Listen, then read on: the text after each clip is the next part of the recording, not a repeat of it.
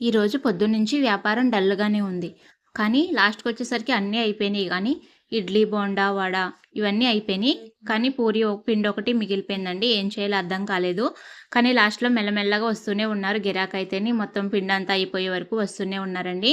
ఈ పిండంతా మిగిలిపోతదేమో ఏం చేయాలా అనుకున్నాను నేనైతేని. కానీ లాస్ట్‌లో మెల్లమెల్లగా వస్తూ ఉన్నారు కాబట్టి మొత్తం పిండి కూడా మొత్తం అంతా కూడా కంప్లీట్ అయిపోయిందండి.